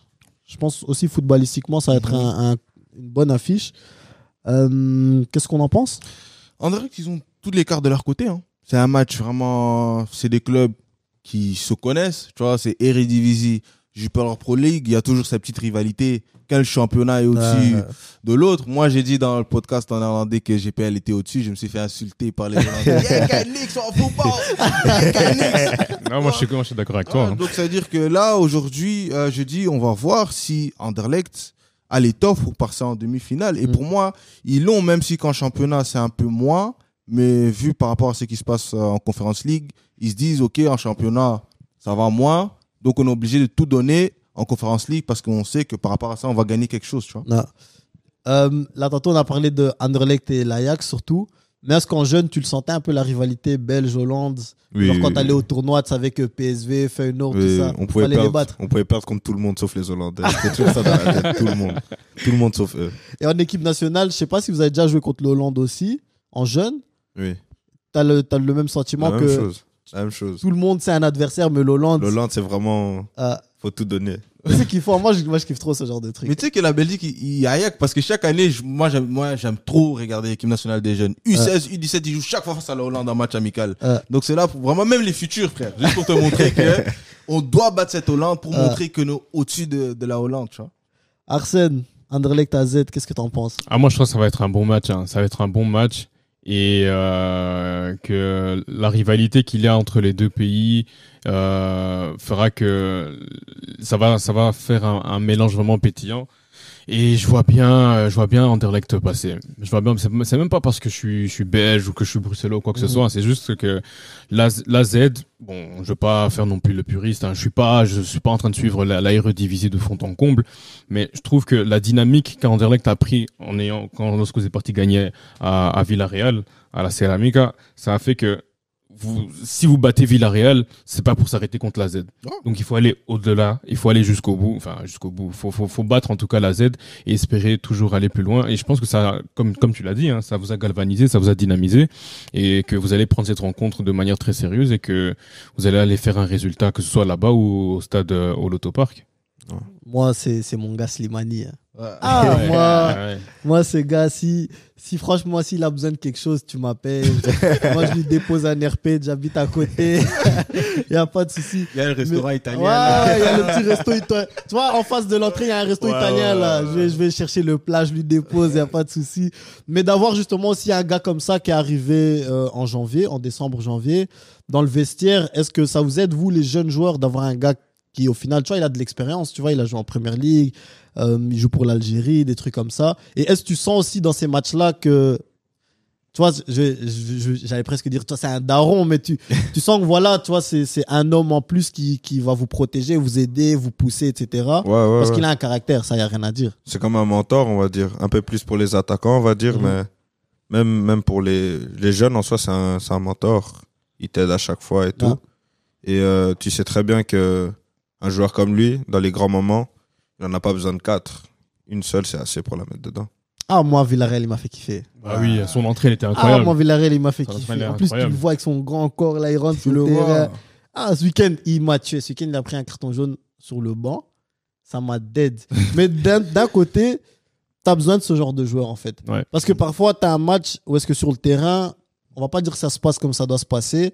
Et juste par le caractère, en fait, il va chauffer l'équipe, tu vois. Lui, il va montrer. Parce que moi, c'est ce que j'aime bien avec Benito, par exemple. C'est la Ouais. même chose.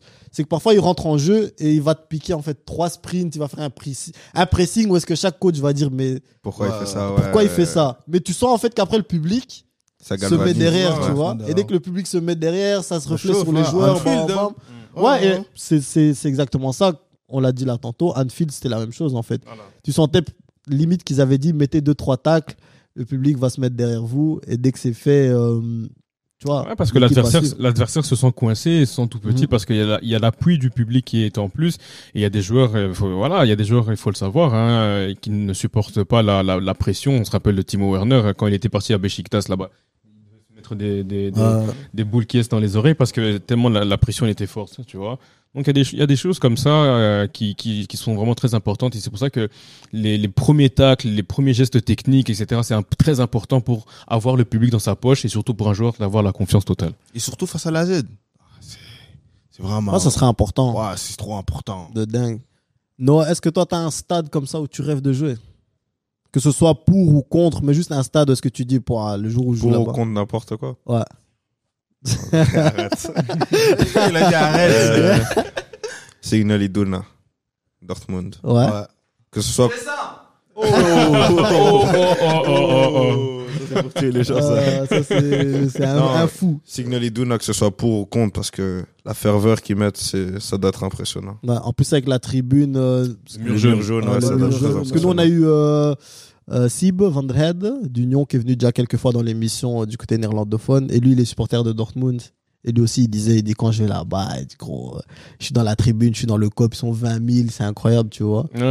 Vous avez fait quoi, genre, comme stade dans votre vie que tu dis, ça, c'est le meilleur stade que j'ai visité? Visiter Ouais. ou regarder le match? Ouais, mais Visiter. frère, tu as Visiter, visité un stade vide, j'ai- on s'en fout. Ouais, Parce que ouais. vrai- Non, le meilleur stade. Non, parce que moi j'ai vu le Bernabeu. le boug, il veut me parler du musée, frère. Là, j'ai visité le Bernabeu. Sinon, pour moi, le stade qui m'a plus choqué, je me rappelle, d'ailleurs, je parle en néerlandais. Shout out Anton and Thomas Huart, parce qu'eux, ils m'ont ramené pour la première fois à Anderlecht. Ok. Je me rappelle, j'avais 10 ans, j'avais jamais regardé un match de foot en Ah. live. Et Le je premier pense- match de foot en live, c'est quelque chose. Ouais, ouais, et je me rappelle, c'était gens, ils m'ont dit, ils ont dit à mon père, ya Roger, quand est raro mene, tu vois, c'est des vrais supporters d'Anderlecht, et je me rappelle, j'étais heureux comme un petit gamin, tu Ah. vois. Et c'est vraiment le match où j'ai le plus kiffé de toute ma vie, je pense. Mm. C'était à Anderlecht. Arsène. Moi, c'est au Camp Nou. Hein. Là, ça bouge pas. Le Camp Nou, c'était un soir de Barça contre Elche, je crois. Et on avait gagné 5-2. Et le match que Messi a sorti, c'était incroyable. Et l'ambiance était folle, tu vois. Même ma meuf qui n'aime pas forcément le football était galvanisée. Elle disait, oh Messi, tu vois, des trucs comme ça, tu vois. Donc, moi, c'est le Camp Nou. Après, l'un des stades qui m'a impressionné aussi, et je m'en rendais pas compte, mais c'est le Jan Bredel Stadion. À Bruges. Le jour de match de Topper, là-bas, c'est extrêmement chaud, tu vois. Et franchement, j'ai bien aimé, même si je suis pas très fan de Bruges. moi. Ah. Toi, tu fais tes débuts contre Bruges, si je me Ouais. trompe pas. Ouais. C'est comme moi, comme ça. T'es là, t'es là, calmement, tu prépares ta semaine. Bam! Week-end, tu tombes contre le match de deux équipes qui se détestent vraiment. En soi, le truc, c'est que le match d'avant, c'est Ouais. l'Union, je crois. Ok. Et Murillo, il prend la rouge, on va dire. Mhm. Et c'est à ce moment-là, tu te dis, ouh. Il y a moyen que. En vrai, t'es content, mais tu te dis, ouh, le prochain match, c'est Bruges. Ah, tu sais pas. Bref, le Ouais. lendemain, t'arrives au meeting d'avant-match. Vincent, il monte l'équipe et tout. Tu vois ton nom, ah, quand même. Ok, c'est quand même moi. Tu vois les joueurs qui sont là, qui te disent, pas de pression. C'est Ah. c'est le dernier match de la saison, on n'a plus rien à gagner et tout. T'arrives à Bruges, tu sens vraiment la haine sur toi, on va dire. Tu vois. Et t'as ton petit cop de supporters tout en haut, mais tu les entends pas. Ouais. Genre, jouer à Bruges, c'est vraiment. Pour moi qui aime bien les gens qui m'aiment pas, Mm. j'aime bien jouer là-bas. genre. C'est ça qui t'a motivé Ouais. à se dire en vrai, premier match ou Et pas. aussi l'affiche aussi. Clairement. C'est une affiche de rêve. Clairement. Titulaire en plus. Ça peut que te Mais je faire pense du bien. je pense que pour aller jouer à Bruges et au Standard, ça c'est les deux, je Ouais, pense que premier match, faut vraiment avoir les cojones. Hein. ouais, de ouf. Mais après je pense maintenant que j'y pense, Anderlecht ils aiment bien faire ça. Faire débuter je crois Colassa il a débuté contre Bruges. Ouais, à la maison, Luke ouais. Bacchio il a débuté contre Standard Bruges. aussi, ouais. On va une fois regarder Alexis, il a débuté contre qui, mais il y a un petit truc qui est pas net là-bas, tu vois. Noah, tu connais l'émission, tu sais qu'Aaron, il nous fait faire des quiz et il nous pose des questions, etc. Aaron, je propose qu'on commence le quiz. Ok, Moi, donc. en tant que leader. Ouais. C'est le leader. Tu vois, tellement je gagne, ils ont appelé Arsène, ils ont dit viens vite. Donc, le quiz d'aujourd'hui, c'est quiz spécial Anderlecht. Parce qu'on a deux supporters, un joueur d'Anderlecht, un supporter d'Anderlecht, aussi un autre bruxellois. Donc, je me suis dit, ok, on va mettre un petit quiz d'Anderlecht. Les règles, vous le connaissez. Je pose 5 questions. Celui qui a le plus de points, il a gagné. Après, il y en a chaque fois qui veulent porter leur couronne et dit on va aller au bonus. Et c'est comme ça, lui, tirailleur, il gagne. Parce qu'il y a Bob qui dit chaque fois non, je vais aller au bonus. Comme il sait que lui, il n'aime pas garder la victoire, il aime bien gagner. Donc voilà. Moi, de base, à chaque fois, je perds. Moi, chaque fois, il perd. À chaque fois, je perds. Et puis Bob, il dit vas-y, je remets en jeu, allez. C'est là que tu t'échappes. Moi, je vais mettre les réponses sur mon phone Ok, et les deux autres vont écrire ok, ça va. sur les ardoises. Sur les ardoises. Ça fait 3 semaines on cherchait le mot. C'est cher qui a dit. Ouais, je pense. c'est cher, il a dit Merci, ardoise. cher, merci, cher. En plus, à chaque fois, il regarde l'épisode, il dit les gars, je vous ai dit, c'est des ardoises. En plus, il nous a dit, ouais, arrêtez de spoiler chaque fois la victoire. Je veux encore spoiler. Fallait être là. T'as le temps. Aïe, aïe, aïe, Donc, aïe, aïe. si vous êtes prêts, je commence directement avec la première question. Moi, je suis prêt de Ah, ouf. les fluos. Ah, c'est frangin, c'est Les, fini. les trucs noirs là. Ça marche. Ça hein. bec, ça bec.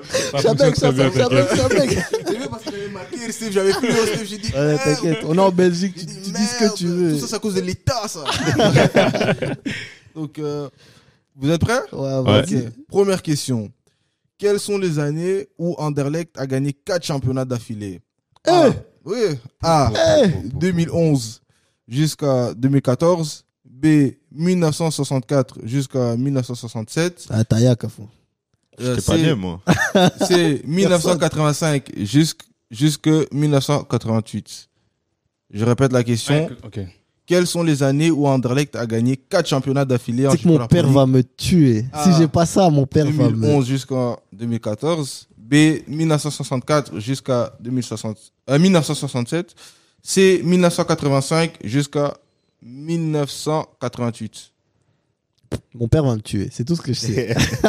C'est tout ce que je Si sais. vous êtes prêts, Il va dire, mais allez, Alex, comment tu peux pas savoir ça hein Et oubliez pas de dire votre réponse dans le mic Ah, aussi, enfin, ok, dans ok. le micro aussi. oh, tout le monde est prêt? Ouais. Ouais. Je commence par toi. Moi, je te montre. Moi, j'ai dit C. Ok, c'est. C'est. Moi aussi, j'ai mis ça. Et la réponse était B parce qu'en 1964, ils ont fait 4 championnats Ah, d'affilée. tu Ils ont vois, tapé tu tout vois. le monde. Ça commence, ça Donc, commence. 0 points. Ouais, 0, Commence c'est bien. bon. Tant que personne marque, je m'en fous. Question numéro 2. En quelle année Anderlecht a gagné leur seule et unique Europa League? A. 1983. B. 1984. C. 1985. Ah, ça, Il y c'est a que un des dates que je suis piège, pas hein. né, moi. Ah là, c'est un piège. Question numéro 2. Je répète. En quelle année Anderlecht a gagné leur seule et unique Europa League? A. 1983. B. 1984. C. 1985. Tu sais pourquoi j'aime trop ça? Parce que je sais que derrière l'écran, ils sont tous en train de réfléchir. Ah, bon, Ouais. mon père va me tuer. C'est question clé. C'est tout ce que je me dis, mon père va me tuer. Moi, j'ai déjà écrit ma réponse. Vous êtes prêts, vous me dites. Moi, j'ai déjà écrit ma réponse. Tcha, aïe, aïe, aïe. Alors, c'était prêt? Ouais. Noah, tu peux commencer. 84. Ok. La B. Ok, B. Moi aussi, j'ai dit 1983. 84. Ouais, et la réponse était fausse, c'était 1983. Voilà. Donc, c'est-à-dire encore 0 points. Encore 0 points. Donc, c'est-à-dire là, je répète, j'ai un joueur d'Anderlecht, j'ai un fan d'Anderlecht. Donc, culture foot, c'est pas trop ça. Donc, question numéro 3. Quel joueur de Anderlecht a remporté en 2010 le soulier d'or belge? A. Mathias Suarez. B. Guillaume Gillet. C. Bark Boussoufa. Ça, Je je, répète ça, je la le question. sais. Quel joueur de Anderlecht a remporté en 2010 le soulier d'or belge? A. Mathias Suarez. B. Guillaume Gillet. C. Mbarbou Soufa. Tu sais que j'ai failli rater. Mais j'ai bien écouté l'année. 2010, les gars. Ah, je stresse. 2010. Arrête. Je stresse. 2010. Vous avez tous 0 points. Vous avez tous 0 points. Ouais, c'est stressant, c'est stressant. Ok, Alex, Attends, 2010. Mais pourquoi tu commences sur chez moi? Commence là-bas, non? Mais vous êtes tous pas loin, t'es prêt? Attends. 2010. T'avais 6 ans. Non. Ah, moi je regardais pas. Ok, donc ça veut dire 2010. Il y a 13 ans. Ah. Moi, j'ai ma réponse. Hein. Moi aussi. Moi aussi. Noah, tu veux commencer? C'est. C'est ok. A. Ok. C'est qui c'est? Mbarbou Soufa. Moi aussi, j'ai Boussoufa. Ok, toi? A. Et la réponse c'était Mbarbou Soufa. Ouais, obligé. Il y a 13 ans, obligé. Ouais, il y a 13 ans. c'était Soirée, Mbarbou c'est Soufa. après. Ouais, c'est ça après. Soirée, c'est genre les 14, quelque chose comme ça. En plus, quand j'ai vu ta mis A, en gros, je me dis, Arsène, tu fais quoi? Ah, c'est qui? Gilet? Ouais, Non, j'ai mis, B, Mati. c'est A, c'est Mathias Suarez. Ah, B, Suarez. c'est Guillaume Gillet. Moi, d'abord, j'ai mis Suarez, mais 2010, c'est pas possible. Ouais. Ah, ça fait du bien. Donc ça veut dire que chacun un point. Ah, ça fait du Rattrape-toi. bien. On va essayer, hein. Tu me déçois au moment. Concentre-toi, man. Question numéro 4. Combien de goals Théodore Schick avait marqué en 2017 en Jupiler Pro League et il a fini meilleur buteur du championnat? A. Attends. Ah, vas-y. Ah. J'ai écrit un chiffre juste pour faire le gars. Ok. A. 22 goals. Ouais. B. 25 goals. C. 23 goals. Je répète la question. Combien de goals Théodore Schick avait marqué en 2017 en Jupiler Pro League et il avait fini meilleur buteur du championnat? A. 22 goals. B. 25 goals. C. 23 goals. Shout-out à mon gars Théodore Schick. C'était un bon. Lui, quand il venait en Anderlecht, C'était un sauveur. Hein. C'était un sauveur. Ça fait du bien. Il venait du Shakhtar. Je pense. Non, Dynamo Kiev. Ah, ok, Ouais, c'est ça. Il était en prêt, en tout cas. Ouais. Ah, Théodore Schick. là. Il marque un but important à Charleroi, si je me trompe pas. Ouais, je me rappelle.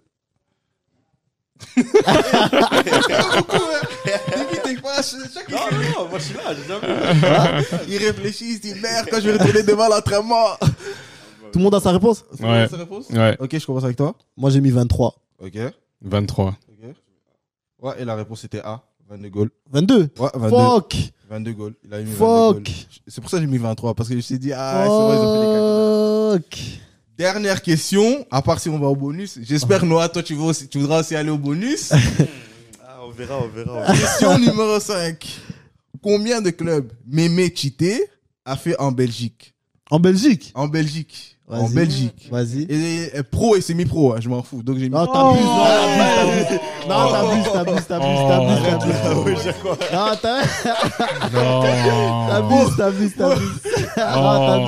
Non, t'abuses. Fine research. T'abuses. Normalement, c'est simple.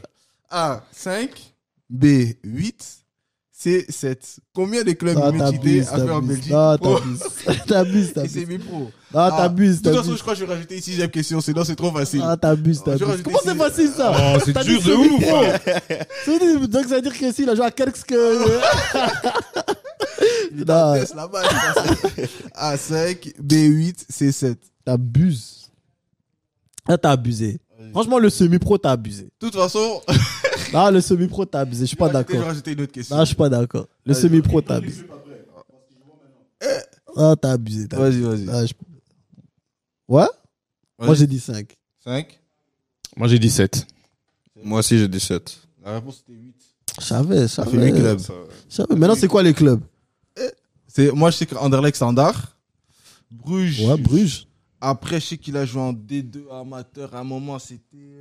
Parle dans le mic, s'il te plaît. Ouais, Saint-Tron. Ouais, Star aussi. Et puis, Verviers. Ouais, Verviers aussi l'a fait. Mais Ouais, comment ça tu fait- veux qu'on sache ça vraiment? Ouais, mais- Ça, ce n'est pas un quiz. Ok, je rajoute. Ça c'est méchant ça. T'es méchant de Une ouf. dernière question. Vas-y, dernière Parce question. que là, ça veut dire là, il a 2 points. Toi, t'as un seul point. Ouais. Ah, pardon. je rajoute une dernière question. Ok? Combien. Non, ça, je peux pas faire ça maintenant. Tu vois, là, je suis obligé d'inventer une question. Combien d'années. Ça, Kaïda check, parce que ça, c'est une question que j'improvise. Combien d'années Frankie Verkotteren il a fait en total à Anderlecht? Et vous devez choisir une tranche. Mais en tant que quoi? En tant que coach. Combien d'années en total? Comment ça, on doit choisir une tranche? Donc, ça veut dire celui qui est le plus près a le point. Donc attends, il faut donc calculer quand il était déjà venu une première fois, puis quand il est revenu. Que en tant que coach. Ouais, que en tant que coach. Mais c'est... Et c'est lui qui se rapproche, il a les points. Moi, j'ai mis un chiffre. Combien d'années? I put des chiffres. I put des chiffres here. C'est lui qui se rapproche le plus. Vas-y, 5, 4, 3, 2, 1. Noah, t'as mis quoi? 8 ans. Ok, Noël a mis 8 ans. J'ai mis 6 ans. 6 ans. Moi, j'ai mis 5 ans. Ok, c'est quoi le plus proche? Ok. Si on compte que être coach. Ouais, que coach. Que j'ai dit être coach. Que être coach. Ouais. Donc t'as. Ouais. Ouais, puis il a fait 1 an. Ok. Donc c'est-à-dire là, ça fait 2. Moi, je propose qu'on reste sur une égalité. Ça me va. Non, Moi, ça me va. Non, ça me va. Moi, si ça me va. Non, mais les gagnants ont décidé que ça va. Ah non, question bonus. Non, non, non. Donc j'ai gagné, c'est bon. Anderlecht a la victoire. C'est bon, on peut rentrer. Hein? Non, Une petite question. on a décidé que c'est bon. Non. Ici, c'est pas la démocratie. Non, c'est mon Ici, jeu pas la quand même. démocratie. C'est mon quiz. Ici- C'est mon Frère, quiz. moi, je vais lancer le outro. Non, question bonus. Question bonus. Vas-y, question bonus. Question La bonus. dernière alors. Alors, j'ai fait 2 questions bonus, vous pouvez choisir lequel. Non, donne juste une. Ok. Combien de joueurs peux-tu me citer qui ont été formés en RPED et qui ont déjà joué en équipe nationale en 1 minute? Et là, on fait chaque fois celui qui a le plus. Pouah, qu'on joue en équipe nationale. Ouais, Belge. qui ont été formés en RPED. Former un RP. Ouais. Qui ont été formés en RPED en 1 minute. Et qui ont déjà... Non, tout. Vous voulez que je donne un deuxième bonus? Non, c'est 5. Le deuxième bonus, c'est quoi? Combien de joueurs avec une origine africaine peux-tu me citer qui ont évolué en Anderlecht minimum 2 saisons en 1 minute? On va faire l'équipe nationale. C'est mieux. Moi, je peux te donner en 1 minute 5 joueurs. Ok, tu peux donner plus ou pas? 6, 7, 7? Tu montes? 8. 9. 9? Je les laisse. Vas-y. Donc 9 joueurs. Qui ont été formés en RPED. Non, là, il réfléchit. Il fait la même chose. Ouais. 9 joueurs qui ont été formés à Anderlecht, qui ont joué pour l'équipe nationale. Ouais, t'es prêt? Ok, 3, vas-y. 2, 1, top, c'est parti. Verscharen, Oui, Dodi, oui, Anthony Vandenborg, oui, Vincent Kompany, Oui. Odija Vadis, oui, Lukaku, oui. Doku, Ouais, 7, Messi aussi. Tielemans, 8, Pratt. 9. C'est fini? Ah, c'est fini. C'est fini. Ah ben. C'est fini. C'est fini. Ouais, il y en a 2. Pas besoin. Pas besoin. Et le gagnant d'aujourd'hui, c'est encore le même, le dictateur, Alex Fantôme. 3 victoires. 3 Plus victoires. fort, plus fort, plus fort. Arsène, tu me déçois vraiment. Et 0. Je suis venu à un quiz comme par hasard quand c'était propre à Anderlecht. Je suis pas fan d'Anderlecht. 0 point. Donc ça veut dire que personne n'a fait ça. Marty, il a eu 1 point. Il a participé 2 fois, il a eu 1 point. Ouais, 0. Ah putain. C'était du hasard, les réponses ici. Là. Mais même questionnaire sur Barcelone, on va voir qui va qui. Même Barcelone, je vais te battre. Ah, ok, on verra. Donc, On toi, fera toi, Yodi, moi, quiz Barcelone. Pas de problème. J'ai fait des trades sur Barcelone. Vas-y. donc le gagnant encore 3 fois. Donc c'est-à-dire on peut vraiment plus discuter avec toi. Qu'est-ce que Merci t'en beaucoup. penses? Moi, j'en pense que je savais que ça allait arriver. Waouh. Mais ça, c'est un autre podcast. Les gars, je vais vous remercier pour aujourd'hui. Aaron, Arsène et surtout Noah, un grand merci d'être venus. Merci à vous. On t'a dérangé un peu après ton entraînement. Ça a fait des choses à faire. Hein, au calme. Écoute, je te souhaite un bon restant de saison. C'est bien que tu restes en bonne santé, que tout se passe bien, que tu joues le plus de minutes possible. Et puis, t'es un peu obligé de revenir quand même au moins la saison prochaine aussi dans le Bien podcast. sûr, bien sûr. Arsène, Mon gars, merci d'être de retour. merci à Tu vous. nous as de manqué. On a l'invitation. dû se coltiner Bob pendant des semaines. Mais Bob, c'est un très bon élément aussi. Non, bien sûr, Bob, c'est notre gars. Et puis Aaron, merci pour la préparation. Merci pour le quiz. Merci beaucoup pour le quiz. De rien.